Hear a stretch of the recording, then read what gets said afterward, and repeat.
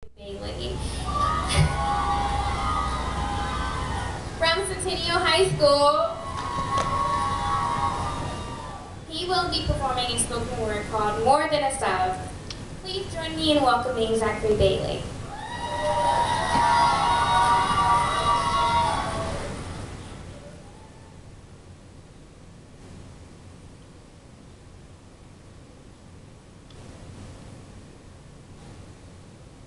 More than a sub. Normally, a sub or substitute teacher is just that. The temporary safety pin that chains your pants together because the button decided to pop off. But occasionally, that pin of safety is just forgotten. Until the grip loosens, gouging the skin, reminding you once more that a permanent fix is still demanded. Mr. Devon, for example, was no ordinary safety pin.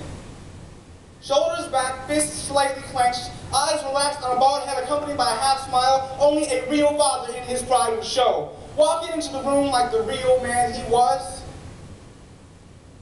it was obvious he paid child support. The class was mute. They could all identify with this figure, this man, this real man. But Josh could not. You see, Josh was lost. At first sight, he looks like nothing more than an underspoken turtle. Back hunched, head on the desk, hood forcibly thrown over a contorted neck that could retract in a moment's notice, while his fingers gently and slowly attempt to grasp for a father whom is never around. I can tell you how Josh is different. How every time it's take your child to work day, well, Josh is the only one at school because mommy can't take you home after work the first shift because on her way to second there is no time to go home. And the 10 minutes to cross town with a friend going from second to third, and enough time to drop you off in the hilltop so you can walk to that place you give the title home. Each precious step closer and closer toward orange jumpsuits behind bars with pink Christmas garnish.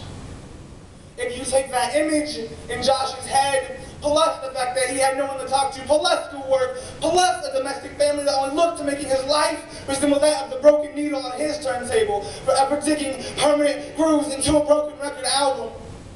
And to add just one more interesting mark, like the scratches of the monsters under his bed, to his 11-year arm. Count them 1, 2, 3, 4, 5, 6. Let's just say Josh was lost, counting his arm. Can I help you, young man? Questioned Mr. Devon. His head bounded itself in the air while his face resembled that of a petrified birthday boy. Physically, Josh was at a loss of words, but with bloodshot eyes as his face revealed itself.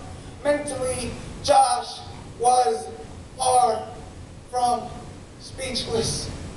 In his mind, the gears of construction continuously contemplating the continuities that couldn't seem to connect, or rotating faster and faster, being lubricated with questions and confusion, screeching like the scratched ridges, rotating his thoughts around and around, taking into account that 1, no one had ever asked if he needed help before. 2, what was the stranger trying to aid a straggler? 3, what was he to mumble other than a lie from his father, hinting that real men do not cry? 4, how can he possibly trust a man whom he does not know? 5, why now, why here? And 6, after holding back for so many years, why did he feel compelled to pop like the gunshots he heard every night behind his house, reminding him of the same time his brother did the exact same thing to escape this?